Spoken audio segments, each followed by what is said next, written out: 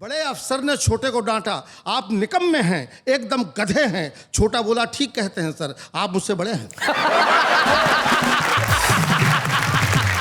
बीवी एक तो जीने नहीं देती, बीवी एक तो जीने नहीं देती, ऊपर से करवा चौथ रखती है, मरने भी नहीं देती। कॉमेडी के वीडियोस देखने के लिए हमारे चैनल को लाइक और सब्सक्राइब करें।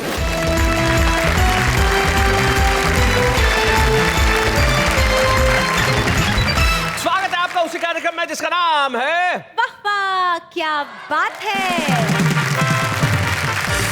और हमारे साथ हमारे 3 कवि मित्र बैठे हैं। सबसे पहले परिचय करते हैं। हम एक मध्य प्रदेश में बहुत छोटा सा गांव है अकोदिया मंडी, वहां से आते हैं और उनका नाम गोविंद राठी होता है और हास्य रस की कविताएं भी वीर रस के अंदाज में पढ़ते हैं।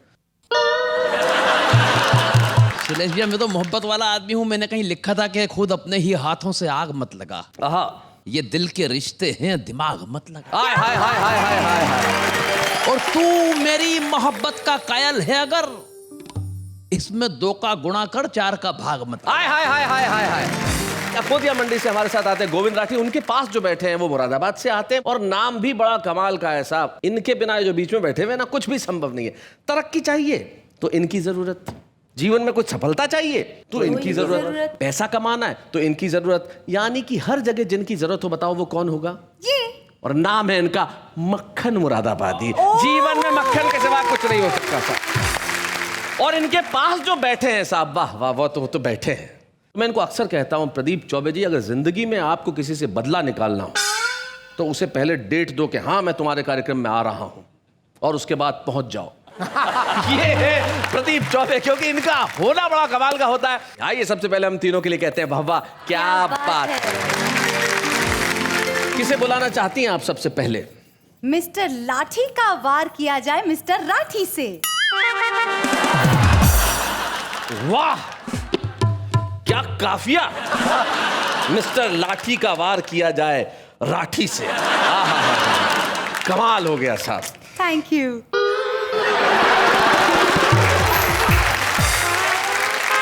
इनका साहित्य उमड़ घुमड़ के बाहर आए, उससे पहले भाई गोविंद राठी आओ। मुझे नहीं, जनता को भी बचाओ। जरा जोरदार तालियां गोविंद राठी।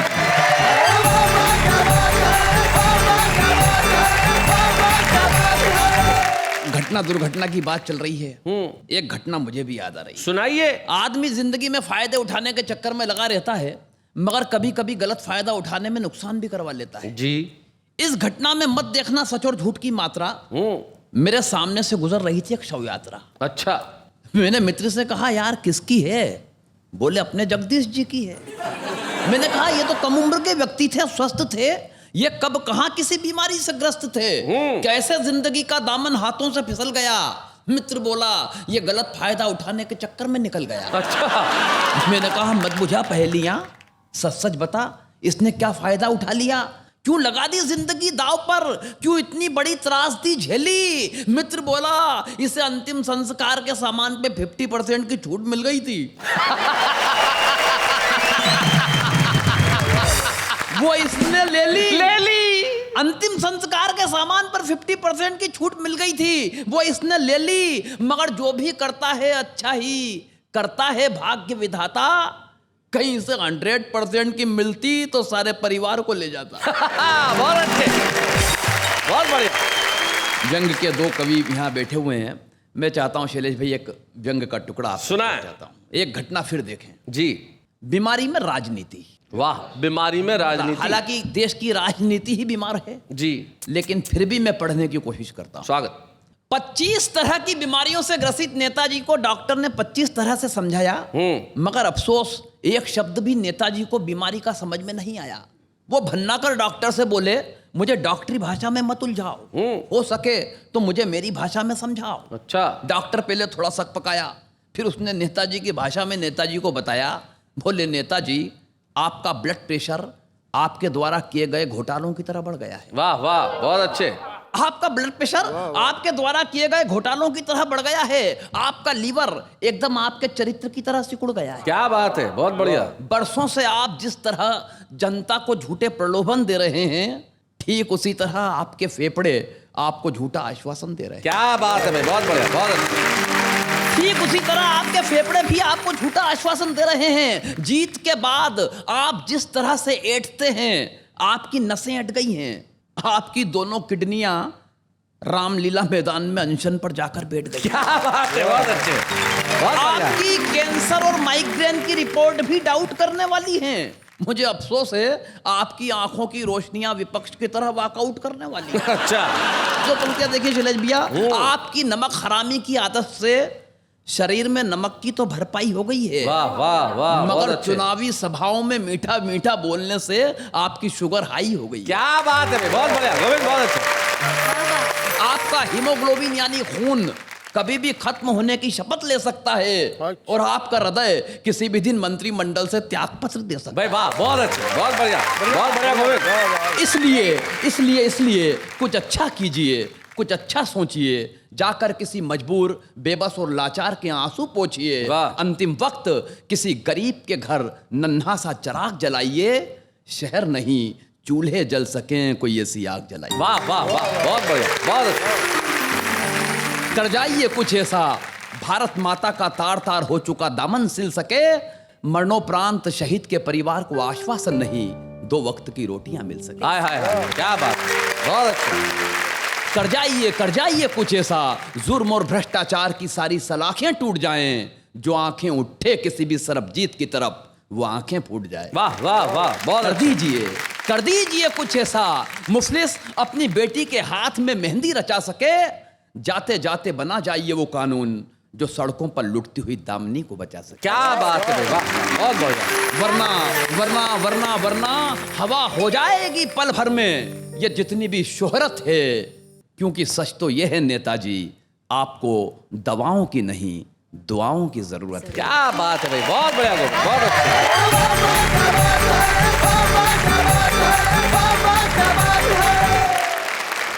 बहुत बढ़िया गोविंद, तुमने दुर्घटना में से हाथ से निकाला और नेताजी को बताया कि क्या करना चाहिए जो नेताजी के जीवन में नहीं रहा, खो चुका है।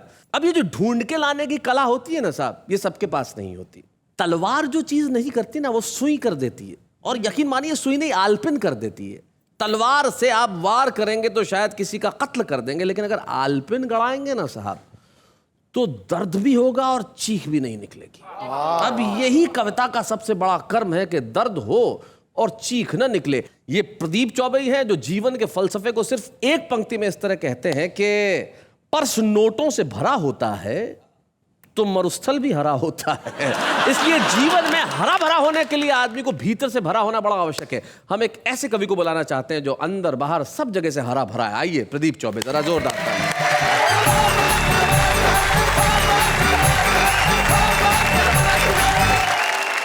इस बार कुछ आलपिने, जैसा कि शैलेश ने बताया जी, आलपिने ये छोटी छोटी कविताएं हैं, उनके मजे लीजिए। सुना है? आदमी और जानवर में बेसिक क्या फर्क है? जी, शेर शेरनी से नहीं डरता, शेर शेरनी से नहीं डरता क्योंकि प्यार करता है, शादी नहीं करता। आदमी औरत से डरता है क्योंकि प्यार नहीं, सिर्फ शादी करता है। भाई क्या बात है। एक सरकारी सीन देखिए आलपिन में, बड़े अफसर ने छोटे को डांटा, आप निकम्मे हैं, एकदम गधे हैं। छोटा बोला, ठीक कहते हैं सर, आप मुझसे बड़े हैं। बीवी एक तो जीने नहीं देती, बीवी एक तो जीने नहीं देती, ऊपर से करवा चौथ रखती है, मरने भी नहीं देती। बहुत बढ़िया। कहते हैं कि हर सफल आदमी के पीछे एक स्त्री का हाथ होता है, पुरानी का। थोड़ा आगे बढ़ाया मैंने, हर सफल आदमी के पीछे एक स्त्री का हाथ होता है और असफल के पीछे दूसरी का। मैंने अपने मित्र शहाबुद्दीन से पूछा, हाँ, यार बकरा ईद कब है? वो बोला, जब आ जाओ। चूहा कहीं भी और अफसर कहीं का भी बिल बना सकता है। हाय हाय, बिल बना सकता है। बहुत अच्छे, क्या बात है। नौजवान प्रेमियों, प्रेम वेम के चक्कर में मत पड़ो, शादी नहीं हुई तो बर्बाद हो जाओगे, और अगर हो गई तो हो ही जाओगे। पागलों के बारे में लोग कहते हैं, पागल को कैजुअल लेते हैं लोग। पागलों के बारे में एक छोटी सी आलपिन सुनो। सुनो सुनो सुनो, सुनाइए सुनाइए। कितने पागल हैं हम लोग जो पागलों को पागल समझते हैं। वाह वाह वाह, बहुत बढ़िया, बहुत अच्छे प्रदीप जी। कितने पागल हैं हम लोग जो पागलों को पागल समझते हैं। पागलों से पूछिए, वो हमें कुछ नहीं समझते। डॉक्टर के कहने पर मैंने नमक छोड़ दिया, इस जरा सी बात ने मेरे नमक का दिल तोड़ दिया। हाय हाय, क्या बात है। एक दिन लंच पर मेरे कान में बोला, क्यों बे नमक हराम। इस देश में बहुत कुछ है, मगर ये जो कुछ है यही काम का है, बहुत तो बस नाम का है। वाह वाह वाह वाह वाह, बहुत बढ़िया। लोकसभा के अध्यक्ष को स्पीकर कहते हैं अंग्रेजी में जी। और आप देखते हैं लोकसभा का सीन कि वहां पर कितना शोर शराबा होता रहता है। और उसके आगे क्या होता है देखिए, एक बेचारा स्पीकर जिसके मुकाबले 540 लाउड स्पीकर। बहुत बढ़िया आराम हराम है, बड़ा किसी का बहुत बड़ा नारा है जी। जरा सा बात को आगे बढ़ाया है आलपिन में। आराम हराम है, लेकिन देखता हूं कि हराम में बड़ा आराम है। वाह वाह वाह वाह, बहुत अच्छे, बहुत बढ़िया। सुहाग के लिए सिर्फ एक चूड़ी काफी है। चूड़ी सुहाग का प्रतीक माना जाता है। छोटी सी बात भी है, इस आलपिन ने क्यों जन्म लिया, इस कविता ने क्यों जन्म लिया। मेरे घर में कमला बाई नाम की एक बाई काम करती थी, तो वो कांच की बहुत सारी चूड़ियां पहनती थी, यहाँ से यहाँ तक दोनों हाथों में। दिन भर वो चूड़ियां खन खन आती रहती थी और मेरे दिमाग में झनझन आती रहती थी। एक दिन मैंने अपनी बीवी से कहा कि कमला से कहना कि चूड़ियां कम करके आया करे, 2 चूड़ी से भी काम चल सकता है। तो मेरी पत्नी मुझ पर ही गुर्राई, बोले क्या कहते हो, उसका सुहाग उतरवाओगे। तब ये आलपिन हुई, सुहाग के लिए सिर्फ एक चूड़ी काफी है, फिर इतनी सारी चूड़ियां, आखिर औरतें कितना सुहाग चाहती हैं। कुछ शेर भी ऐसे बन जाते हैं जी, शेर जरूर सुनाएंगे साहब। जिनमें आलपिन वाली बात होती है। सुनाए। बुढ़ापे ने कुछ ऐसे पांव फैलाए हैं शैलेश, हाँ, बुढ़ापे ने कुछ ऐसे पांव फैलाए हैं चौबे, न मैं बिस्तर से उठता हूं न बिस्तर मुझसे उठता है। आय हाय, क्या बात है, वाह, बहुत अच्छे। हंसी मजाक की व्यंग की गजल है जी। बड़ी समाज में परंपरा एक दूसरे को ढोने की, खासकर हमारे देश में। तो बात कहने की कोशिश की है, शेर मुलाजा फरमाइए इरशाद। कि आपको ढोना है जिनको आप ढोएंगे जरूर, आपको ढोना है जिनको आप ढोएंगे जरूर, और अपनी रूह की पहचान खोएंगे जरूर। क्या बात है, वाह वाह। आप हेलीकॉप्टर से बाढ़ का आनंद लें, नेताजी से कह रहा आप हेलीकॉप्टर से, आप हेलीकॉप्टर से बाढ़ का आनंद लें, वरना जिस कश्ती में बैठेंगे डुबोएंगे जरूर। क्या बात है, वाह वाह वाह, बहुत अच्छे। आपको है नींद न आने की बीमारी मगर, आपको है नींद न आने की बीमारी मगर आपको पहरे पे बिठला दें तो सोएंगे जरूर। क्या बात है भाई, वाह वाह, बहुत अच्छे भाई, बहुत बढ़िया। और दोस्तों, कभी कभी मेजॉरिटी होती है, पार्टी को बड़ा समर्थन मिलता है, बहुत अधिक समर्थन देना, किसी का बहुत अधिक समर्थन करना खतरे से खाली भी नहीं होता। आपने मेजॉरिटी दे दी उन्हें दिल खोलकर, बहुमत समर्थन, आपने मेजॉरिटी दे दी उन्हें दिल खोलकर, आप अपने सर पे रख के हाथ रोएंगे जरूर। क्या बात है भाई, वाह वाह वाह वाह, बहुत अच्छा। ये आखिरी शेर पढ़ता हूँ कि जिंदगी कितनी कठिन है, संकल्प कितना काम कर देते हैं। कल इसी चट्टान से निकलेंगे फूलों के हुजूम। क्या मिसरा है, वाह। हुजूम माने फूल ही फूल निकलेंगे, बगीचे बगीचे। कल इसी चट्टान से निकलेंगे फूलों के हुजूम, हम यहाँ अपना पसीना आज बोएंगे जरूर। क्या बात है, वाह वाह वाह वाह।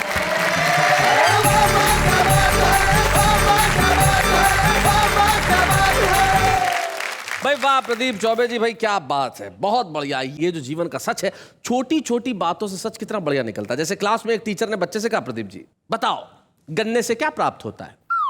बच्चा बोला, सर पता नहीं। अरे बोले, शक्कर कहाँ से मिलती है। बोले, पड़ोसी के घर से। तो ये जो छोटी छोटी चीजें मांगने का आनंद होता है, पड़ोसी के घर से कभी शक्कर मांग ली, कभी चाय की पत्ती मांग ली, कभी दाल मांग लिया, कभी चावल मांग लिया, कभी नमक मांग लिया, और कुछ न मिला तो मक्खन मांग लिया। आइए मक्खन मुरादाबादी जी, जरा जोरदार ताली।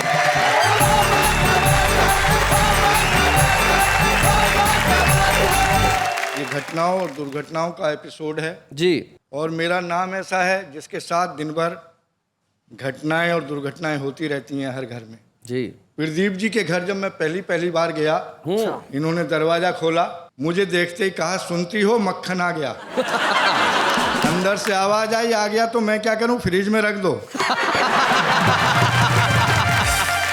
बहुत जगह परंपरा है इस देश के बहुत छोटी छोटी जगहों में, जहां पे बहुएं हैं वो ससुर का नाम नहीं ले सकती। हमारे वहां एक ऐसे मक्खन लाल जी थे, तो बहू थी वो जब मक्खन बनाने के लिए प्रक्रिया जो चलती है, दूध को गरम वरम कर रही थी, तो उसने अपनी सासू को कहा कि भाई दूध पे मक्खन आ गया। तो सासू ने डांटा, बोले देखो ऐसे ससुर का नाम नहीं लेते, थोड़ा तमीज से रहा करो। तो ठीक है, दूसरे दिन फिर वही जब काम कर रही थी तो उसने बिलोते में कहा, सासू जी दूध पे ससुर जी आ गए। मैं शैलेश जी उसी मोहल्ले में रहता हूँ जहाँ मक्खन जी नहीं कहा जाता, मक्खन ही कहा जाता है बहू के द्वारा जी। और मैं रचना दे रहा हूँ आपको उन घटनाओं से जोड़कर। हरियाणा की बस में एक तगड़ी सी महिला से मैंने पूछा, क्या तुम हरियाणा की हो? बोली हाँ। और तुम? मैंने कहा मैं भी हरियाणा का हूँ। बोली रेसी क्या पहलवान, यो बात कह के काहे को लड़ाई की जड़ बोबे है, थारे से तगड़ा तो हमारे यहाँ बालक पैदा हो गए। क्या बात है भाई, बहुत अच्छे, बहुत बढ़िया। एक और रचना आपको देना चाहता हूँ इस देश की पुलिस के सम्मान में जी। चोरी डकैती घूस हो पुलिस चाहिए। चोरी डकैती घूस हो पुलिस चाहिए। पुलिस चाहिए। धार्मिक राजनीतिक या लड़कों का जुलूस हो पुलिस चाहिए। किसी का जन्म या मरण संस्कार हो पुलिस चाहिए। बच्चों का मुंडन त्योहार हो पुलिस चाहिए। दिन हो चाहे रात हो पुलिस चाहिए। किसी की चढ़ती बारात हो पुलिस चाहिए। कहीं ऐसा ना हो कभी कि हो विवाह की पहली रात और पुलिस चाहिए। भाई क्या बात है, वाह वाह वाह। एक रचना देना चाहता हूँ। सुना। विवाह होता है, हिंदू धर्म के हिसाब से पंडित जी मुख्य भूमिका निभाते हैं। कभी कभी ऐसा होता है मोहल्ले में शादियाँ बहुत होती हैं, पंडित जी अकेले पड़ जाते हैं। पूरे महीने शादियों में जाग कर आखिरी शादी जो होती है, पंडित जी कभी सोते हैं, कभी जागते हैं, कभी ऊँघते हैं। मंत्र श्लोक रटे रटाएं वो मुंह से निकलते रहते हैं। क्या क्या परिस्थितियां पैदा हो जाती हैं, इस रचना में देना चाहता हूँ जी। विवाह में फेरों के समय पढ़ते हुए मंत्र एवं श्लोक पंडित जी को आ गई नींद की झोंक। नींद में ऊँघते हुए पंडित जी ने वर से कहा, वधू का हाथ मेरे हाथ पर धरो। वधू का हाथ मेरे हाथ पर धरो। वर ने कहा, पंडित जी होश में आइए। पंडित जी बोले, ताव मत खाइए। और चेते आपने क्या कहा? याद आई मंत्र की टेक, बोले वर वधू दोनों स्वाहा। वर ने पुनः कहा, पंडित जी घृत का दिया बुझ गया है, इसे तो बाल दो। पंडित जी बोले, अपने आप जल जाएगा, हवन कुंड में डाल दो। और तुम लोग तय करो कि हम अपने पट्टों की गांठ तभी खोलेंगे, आज एक दूसरे को वचन देते हैं जीवन में सदा सत्य बोलेंगे। वर आंसुओं से रोता है, फिर भी पंडित जी से पूछता है, आज के युग में सत्य क्या होता है? पंडित जी बोले, तुम क्या जन्नो, विवाह संपन्नो, सत्य के बारे में यही याद रखना, राम नाम सत्य है, राम नाम सत्य है, राम नाम सत्य। बहुत बढ़िया। एक रचना देश के नेताओं के सम्मान में समर्पित कर रहा हूं। सम्मान में? नेताजी अचानक अस्वस्थता के शिकार हो गए, शरीर में ढेर सारे विकार हो गए। डॉक्टर को बुलवाया, डॉक्टर ने आकर थर्मामीटर लगाया, देखकर टेम्परेचर डॉक्टर रह गया हैरान, 109 डिग्री में भी नहीं मरा। 109 डिग्री में भी नहीं मरा, क्या बात है। ये कहकर चला गया, टेम्परेचर आपको कोई खास नहीं है, 104 डिग्री से अधिक टेम्परेचर की दवा मेरे पास नहीं है। वाह वाह वाह। इतने में ही फोन खटखटाया, नेताजी ने उठाया, हेलो कौन? मैं भगवान बोल रहा हूँ। मौन?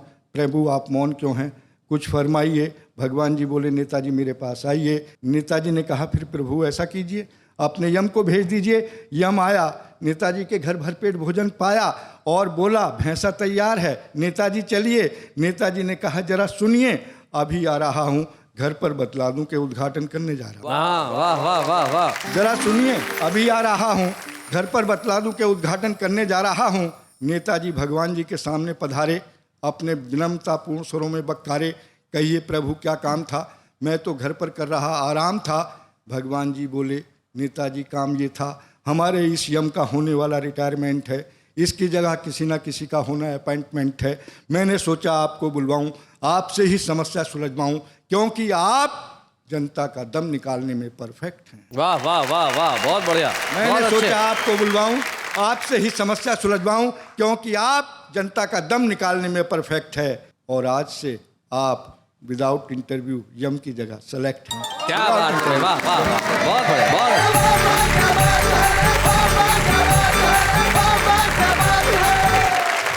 वैसे शैलेश जी, मेरे मन में एक प्रश्न उठा उठा? वाह, बिठाइए। नहीं नहीं, पूछ लो। तो पूछिए। हाँ, आप सबके जीवन में घटना घटी तो दुर्घटना भी घटी होगी, तो ऐसी कोई एक दुर्घटना जो आप भूल न पाए हो, हमें बताइए। एक बार ट्रेन में सफर कर रहा था एसी में, एसी बंद हो गया, मैं पिघलने लगा। हाँ? पिघलने लगा तो टपकने लगा, मक्खन है, पिघलेगा। टपकने लगा तो बहने लगा, बहते बहते सामने की बर्थ तक चला गया। एसी चल पड़ा, मैं वहीं जम गया। क्या बात है। बहुत अच्छे जी। एक चुनाव हारे उम्मीदवार ने हमसे पूछा, बताइए चौबे जी, वोटों और जूतों में क्या फर्क है? जी। हमने कहा, प्यारे लाल, वोट पड़ते हैं तो गिने जाते हैं। तो कुछ दुर्घटनाएं होती है जो लगातार घटती रहती है, लेकिन कुछ ऐसा होना चाहिए जीवन में जो लगातार चलता रहे, जैसे कि लिखना। कुछ लोग ऐसे होते हैं जो बरसों बरस लिखते रहते हैं, और कुछ लोग ऐसे होते हैं जो शुरुआत करते हैं, और हमें उन लोगों से मिलकर बड़ी खुशी होती है जो लिखने का प्रयास कर रहे हैं और इतना खूब लिख रहे हैं साहब कि उनसे लगता है कि भविष्य के आसमान पे कविताओं का सतरंगा रेनबो यानी कि इंद्रधनुष छाने वाला है। हमारे साथ है दिल्ली के विनोद पाल।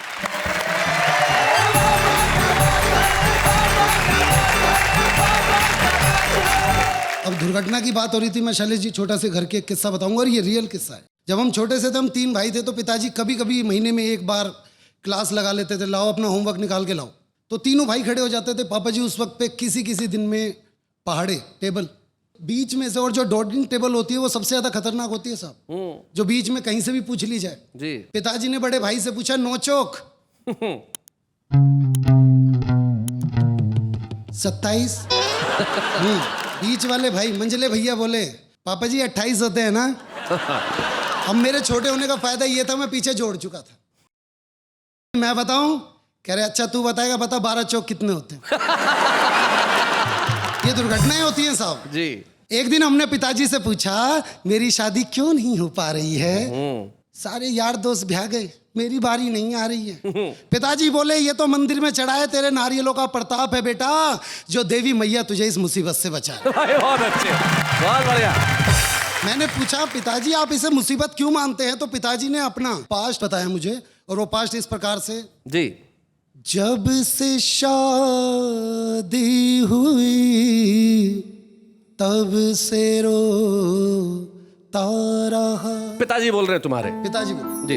याद कर बीते दिन खुश में होता रहा, जब से आशिक से मैं बन गया था पति। जब से आशिक से मैं बन गया था पति। साड़ियाँ तेरी माँ की मैं धोता रहा। बहुत अच्छे।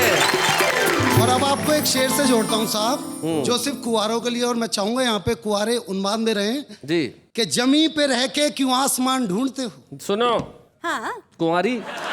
जमी पे रह के क्यों आसमान ढूंढते हो, पतझड़ में घर बसा के क्यों बागवान ढूंढते हो, और शादी ही हर समस्या की जड़ है प्यारे। अरे कुंवारो क्यों अपनी मौत का सामान ढूंढते? तो मैं अपने जीवन में घटी एक छोटी सी दुर्घटना से आपको जोड़ रहा हूँ साहब जी। हम पिताजी के साथ अपने लिए बहू देखने गए थे। फोटो में तो जच गई थी, अब की बार बहू देखने गए। अच्छा, ये बढ़िया बात है। लड़की वालों के घर पहुंचे तो देखा जब नजारा था, सास सज धज के खड़ी थी मेरी, ससुरा झाड़ू लगा रहा। अच्छा, घर में सास की चलती थी, एक दृश्य समझा रहा था। सास के तन पे बनारसी साड़ी और लुंगी में ससुर हमारा था, और मेरा होने वाला साला तो गजब ढा रहा था, जोरू का गुलाम बीवी की साड़ियां धो धो के सुखा रहा था। अच्छा।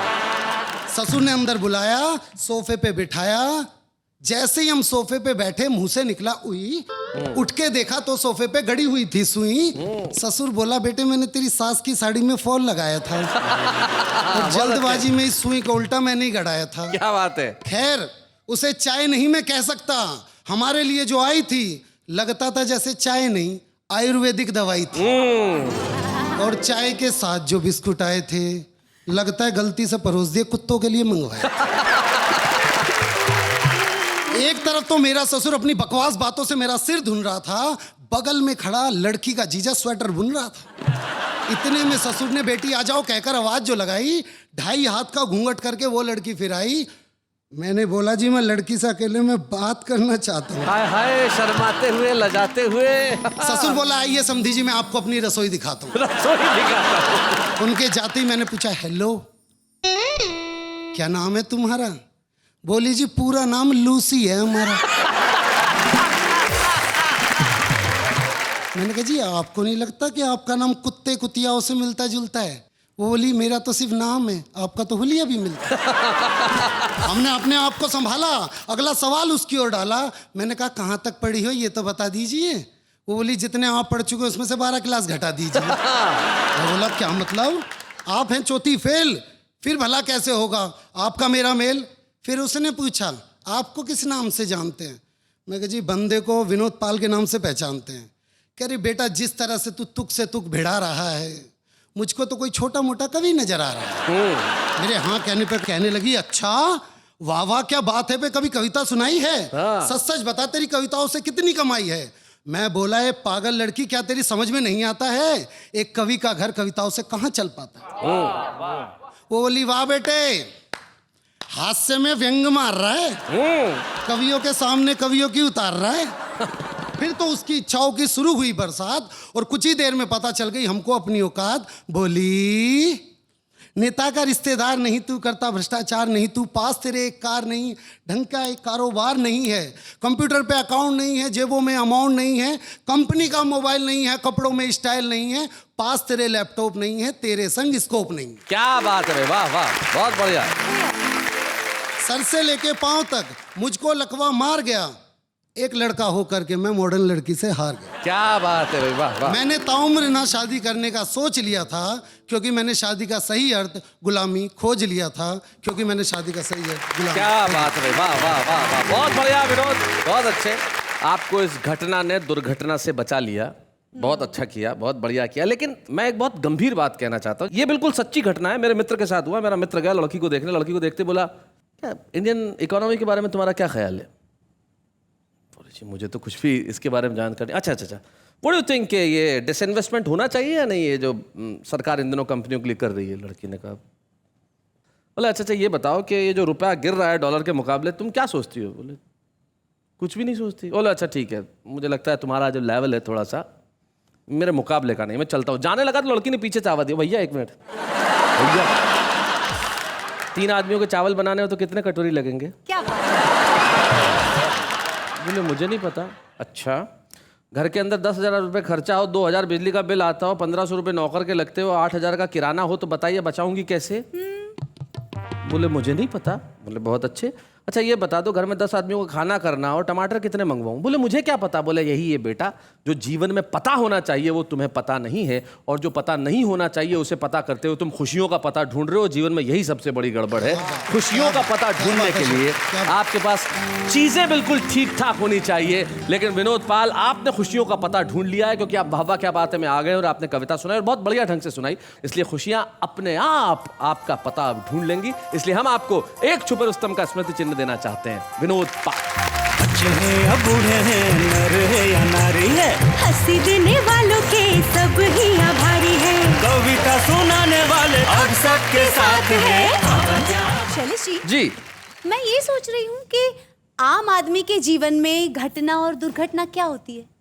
पैदा होता है वो घटना है, उसके बाद तो सारा जीवन ही दुर्घटना है। लेकिन आम आदमी के साथ एक चीज और होती है, वो कविता लिखने की कोशिश करता है, वो एक घटना है, और नहीं लिखी जाती वो एक दुर्घटना है, लेकिन सुनाता है ये एक बहुत अच्छी घटना है। सुनते हैं। लाल दीवार पर चूने से लिखा हुआ था, लाल दीवार पर चूने से लिखा हुआ था कि यहाँ लिखना मना है। आपकी शक्ल का अंदाज कुछ ऐसा है, क्या बताऊँ ये वाक्य कैसा है? कौन कहता है कि आप उल्लू जैसे दिखते हो? सच तो ये है कि उल्लू आपके जैसा है। चांद मांगे मैं चांद दे दूँ, तू रात मांगे मैं रात दे दूँ, तू दिल मांगे मैं दिल दे दूँ। बस कर यार, बैडमिंटन स्टोर समझ रखा है। तुम हमेशा मुस्कुराते रहो, खुश रहो, गुनगुनाते रहो, खिलखिलाते रहो, मेरा क्या, लोग तुम्हें ही पागल समझेंगे।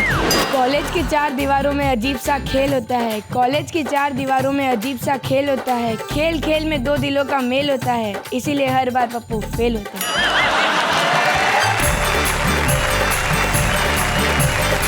तो भाई भाई ये थे आम आदमी के विचार, आम आदमी की कविता। लेकिन आम आदमी कविताएं लिखे ये तो बड़ी खूबसूरत बात है, लेकिन आम आदमी पर कविताएं लिखी जाए ये इतना आसान नहीं होता। कुछ लोग ऐसे हुए जिन्होंने आम आदमी में बहुत कुछ लिखा और जब तक रहे बड़े खास रहे। मुझे आज के इस एपिसोड में एक ऐसे कवि मित्र की याद आती है जो न केवल बहुत अच्छा कवि था, एक बहुत अच्छा मित्र था, और एक ऐसा कवि जो मंच पे जब कविताएं पढ़ता था तो ऐसा होता ही नहीं था कि तालियों का शोर न उठे। और एक बड़ी महत्वपूर्ण बात यह है कि वो आज हमारे बीच में नहीं है, लेकिन जैसा कि हम जानते हैं कि कवि सशरीर हमारे बीच में न हो लेकिन उसकी कविताएं सदैव हमारे बीच में होती है। और जब वाहवा बहुत वर्षों पहले हम सारे देश के लोगों को दिखाते थे तब मुझे बड़ी खुशी है कि उस जमाने में उन्होंने आके कई बार हमारे साथ कविताएं पढ़ी। पहले नजर डालते हैं किस तरह से। वजन बढ़ जाने से बुरा हाल है। शरीर में न सुर है न ताल है, चेहरा तो ठीक ठाक है मगर चाल बेकार हो गई है, और ये कमर कमरे से हॉल हो गई। हद तो उस दिन हो गई भाई जब शहर का कसाई धीरे से बोला, साहब आप बकरा होते तो मजा आ जाता। ज्योतिषी को हाथ दिखाया तो बोला, भाई वाह वाह वाह वाह वाह वाह, कमाल है, क्या उम्र पाई है। ऐसी तैसी कर देंगे आप जमाने वालों की। आप तो उसी दिन मरेंगे जिस दिन शहर में 5 मौतें लिखी होंगी, एक आपकी 4 उठाने वालों की।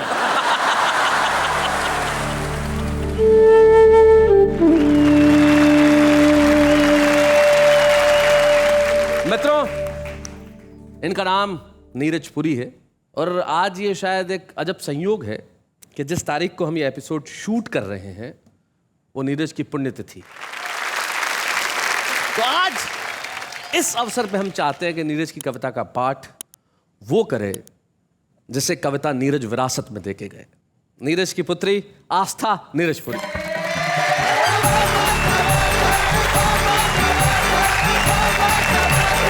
शैलेश जी, जो आजकल बम विस्फोट जगह जगह हो रहे हैं, उन्हीं के ऊपर पापा की एक बहुत ही अलग ढंग की कविता उन्हीं के अंदाज में सुनाने का प्रयास करती हूँ। सुनाओ।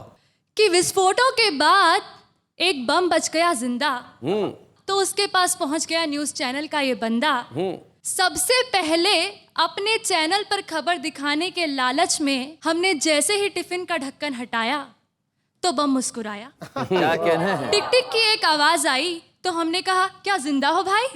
बम बोला, हाँ और तुम भी, बधाई। क्या बात है, वाह वाह वाह वाह, बहुत बढ़िया। हाँ और तुम भी। बम बोला, हाँ और तुम भी, बधाई। क्या बात है। और मेरे जिंदा होने पे एतराज है तो अभी फट जाता हूँ। एक क्षण में खुद को और तुमको भूतपूर्व कर जाता हूँ।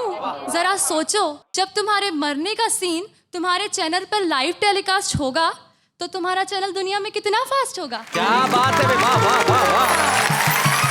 वैसे भी तुमने पूरी घटना का कवरेज कुछ इस तरह से दिखाया कि तुम देश की तरफ थे या आतंकवादियों की तरफ कोई समझ नहीं पाया। क्या बात है, वाह वाह वाह, बहुत बढ़िया। जरा सोचो, जब तुम्हारे मरने की खबर सबसे पहले तुम्हारे चैनल पर आएगी तो तुम्हारे चैनल की टीआरपी कितनी बढ़ जाएगी। वाह। हमने कहा, यार टीआरपी को मारो गोली, यहाँ प्राण सूख रहे हैं। तुम्हें जब फूटना हो फूटो, हम तो घर को फूट रहे हैं। पर चलते चलते एक बात तो बताओ बम भैया, तुम्हारे साथियों ने खूब मनाया आतंक का त्योहार, सैकड़ों लोगों को दिया मौत के घाट उतार, पर तुम क्यों नहीं फटे? मासूमों की जान लेने का अपना इरादा तुमने कैसे बदल दिया? बम बोला, बेवकूफ ध्यान से देख, मुझ पर लिखा हुआ है मेड इन इंडिया। क्या बात है, वाह वाह वाह, बहुत अच्छे, बहुत बढ़िया। वो तो कुछ गद्दार मुझे बेचाए, इस बात से मेरा अंतस बुझ गया है, वरना ये मत समझना कि मेरी आग ठंडी पड़ गई है, मेरा बारूद चूक गया है। क्या बात है, वाह वाह। अरे दूसरे बम तो थे ही उन देशों के, वे फटते न फटते उन्हें क्या फर्क पड़ना था। वे तो थे ही उन देशों के जिन्हें नफरत का इतिहास नया गढ़ना था। मगर मैं अपनों का होकर ही अपनों पर फट जाऊंगा तो मुझे लगा कि मैं अपनी ही नजरों में गिर जाऊंगा। क्या बात है भैया। मुझे लगा कि मैं अपनी ही नजरों में गिर जाऊंगा, लेकिन मैं जिस दिन बिका अपने उस दिन ना फट पाने पर आज तक शर्मिंदा हूँ। प्लीज ये माइक और कैमरा हटा ले और किसी से मत कहना कि मैं अभी जिंदा हूँ। क्या बात है, वाह वाह वाह। बहुत धन्यवाद। नीरज अगर हमारे साथ होते तो इसमें कोई शक नहीं है कि नीरज उन चंद कवियों में से होते जिन्हें हम वाह वाह क्या बात है कि मंच पे हम सम्मानित करते। लेकिन नीरज तुम नहीं हो, तुम्हारी कविताएं हैं। आज हम सम्मानित करेंगे नीरज की दोनों पुत्रियों को। आस्था भी यहाँ है, उनकी ज्येष्ठ पुत्री आकांक्षा भी यहाँ है। मैं चाहता हूँ आकांक्षा इसमें गाए हम जोरदार तालियां। हंसी देने वालों के सब ही आभारी है, कविता सुनाने वाले अब सबके साथ है। क्या बात है, क्या बात है, क्या बात है। आकांक्षा और आस्था, एक पुत्री होने के नाते मैं जानता हूँ कि अथाह स्मृतियां होंगी, लेकिन कोई एक बात जो तुम नहीं भूलती कभी? पापा कहते थे हमेशा कि हर क्षण से ज़िंदगी चुराओ, हंसो और सबको हंसाओ।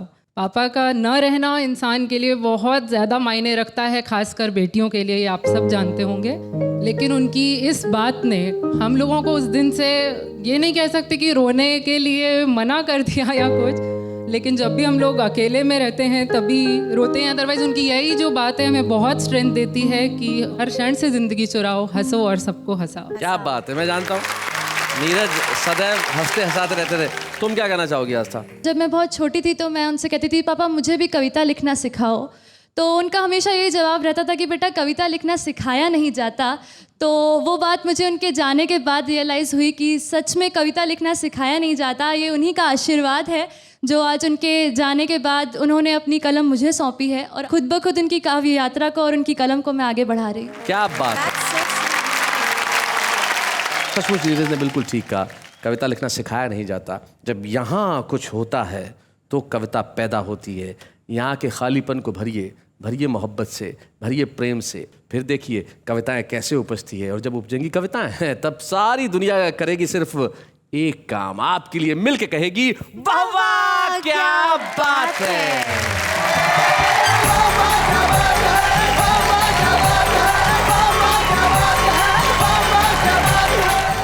कॉमेडी के वीडियोस देखने के लिए हमारे चैनल को लाइक और सब्सक्राइब करें।